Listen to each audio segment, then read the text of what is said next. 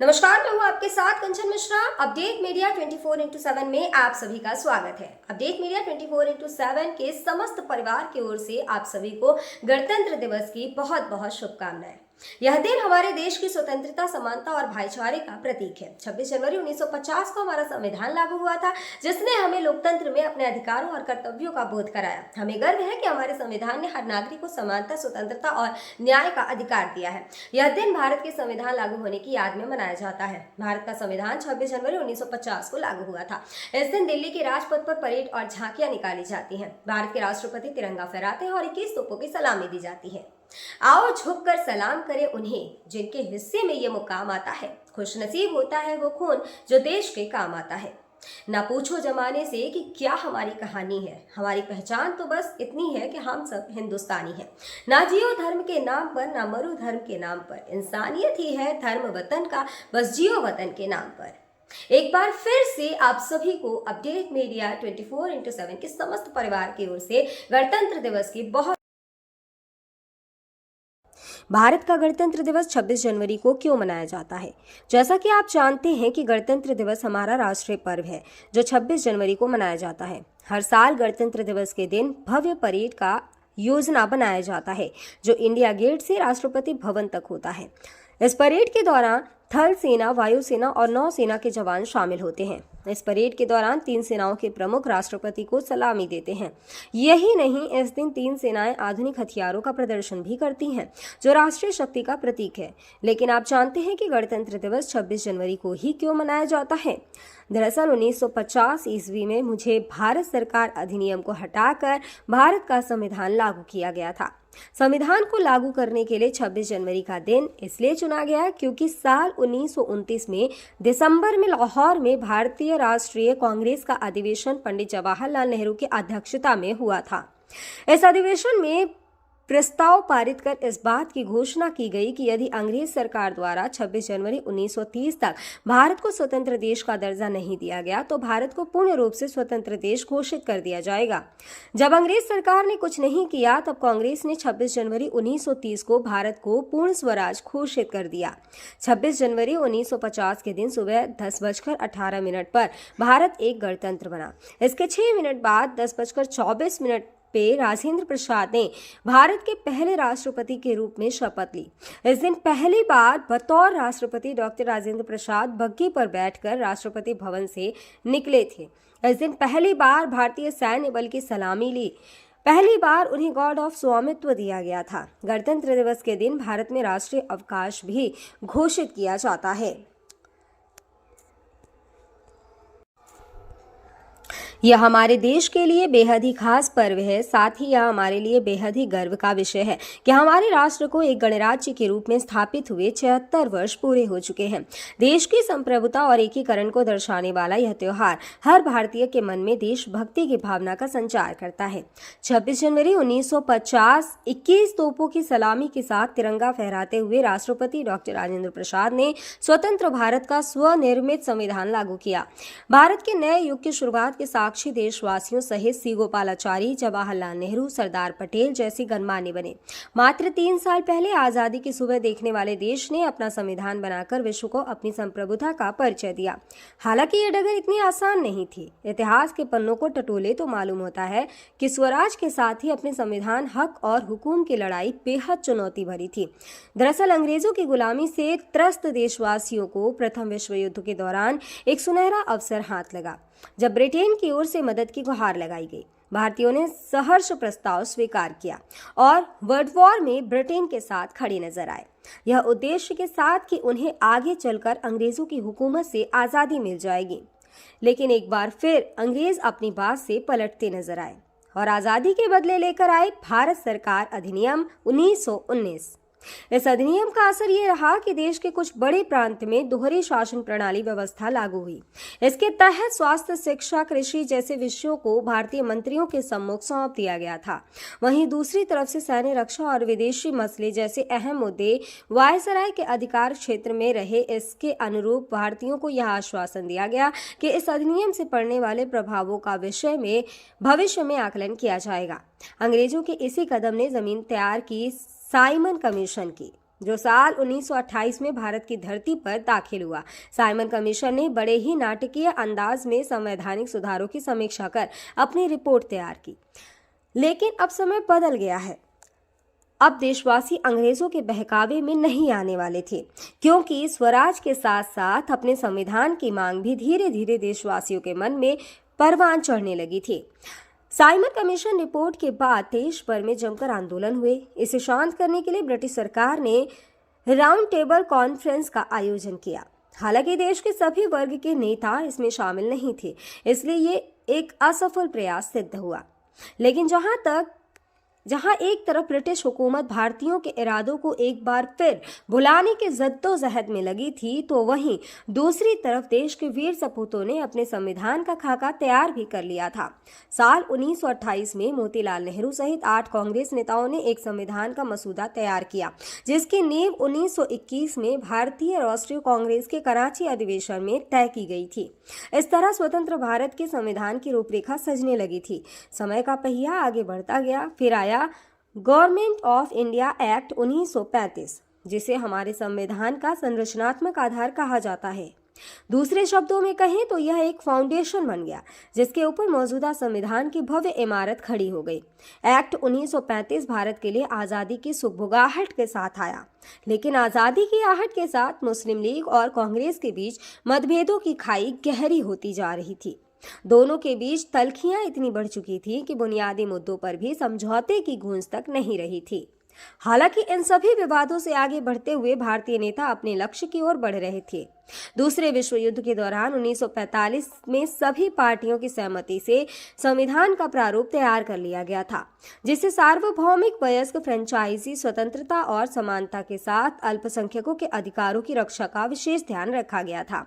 इसके साथ ही भारत छोड़ो आंदोलन और आजाद हिंद फौज की निर्भीकता ने अंग्रेजों ने भारत में अनंत काल तक राज करने का सपना चूर चूर कर दिया था। जैसे जैसे भारतीय राष्ट्रीय आंदोलन जोर पकड़ता गया, ब्रिटिश हुकूमत पर संविधान निर्माण के लिए संविधान सभा के गठन का दबाव भी बढ़ता गया। इस गहमा गहमी के बीच आखिरकार 9 दिसंबर 1946 में नई दिल्ली के संवैधानिक हॉल में संविधान सभा की पहली बैठक हुई, जिसमें महात्मा गांधी को छोड़कर उस वक्त के राष्ट्रीय आंदोलन से जुड़ी करीब हर बड़ी शख्सियत शामिल थी, जिसका मुस्लिम लीग ने भारत को 2 हिस्सों में बांटे नए मुल्क पाकिस्तान की मांग को लेकर बैठक का बहिष्कार किया। लिहाजा पहली बैठक में कुल 207 सदस्यों ने हिस्सा लिया, जहां सभा के सबसे वरिष्ठ सदस्य डॉक्टर सच्चिदानंद सिन्हा को सभा का अस्थायी सदस्य चुना गया। हालांकि 2 दिन बाद 11 दिसंबर को डॉक्टर राजेंद्र प्रसाद सभा के अध्यक्ष निर्वाचित हुए और डॉक्टर एच.सी. मुखर्जी और वी.टी. कृष्णमाचारी को सभा का उपाध्यक्ष बनाया गया। इसी कड़ी में आया सुनहरा दिन 15 अगस्त 1947 का, जब गुलामी की बेड़ियों को तोड़ भारत ने आज़ादी की नई सुबह देखी। देशवासियों में जोश भरते हुए आज़ाद भारत के प्रथम प्रधानमंत्री जवाहरलाल नेहरू ने बुलंद आवाज में देश को संबोधित किया। इतिहास के पन्नों में यह भाषण ट्रस्ट विद डेस्टिनी नाम से दर्ज हुआ। इसके साथ ही तेज हुई संविधान निर्माण की प्रक्रिया। आज़ादी के बाद चुनौतियों में इजाफा हुआ। संविधान पर सामग्री की कमी थी, लेकिन उसका सही चयन और उचित व्याख्या का काम बहुत जटिल था।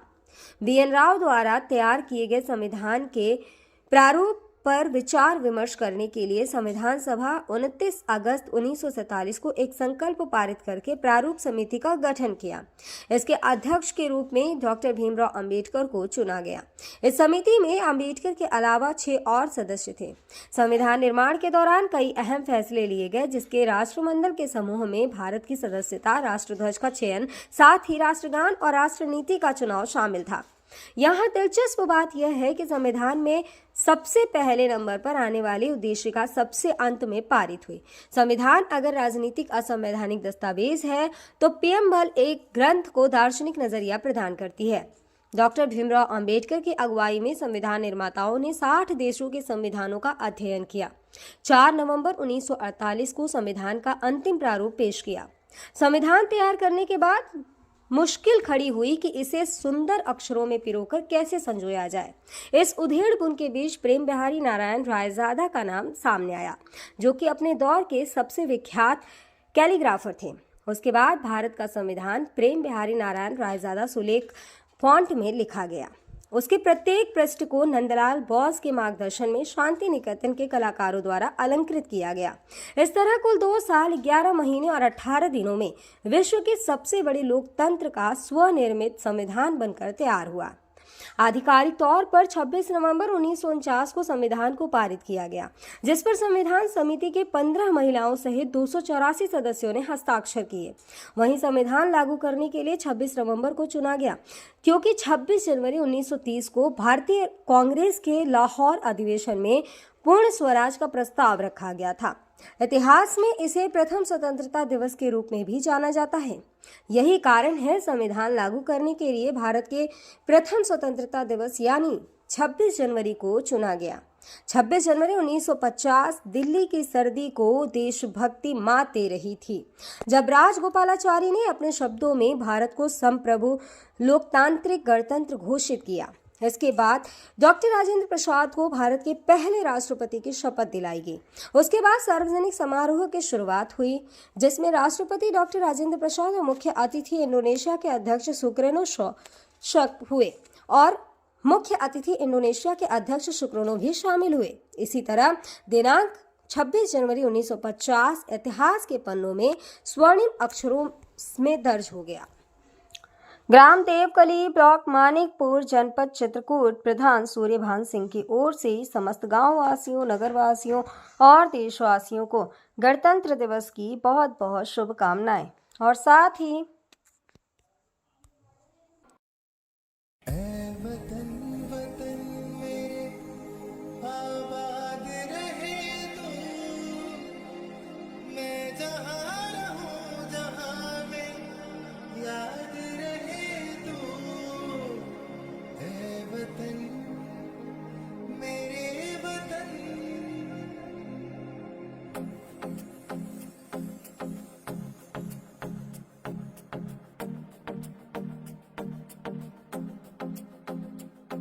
मेरा रंग दे,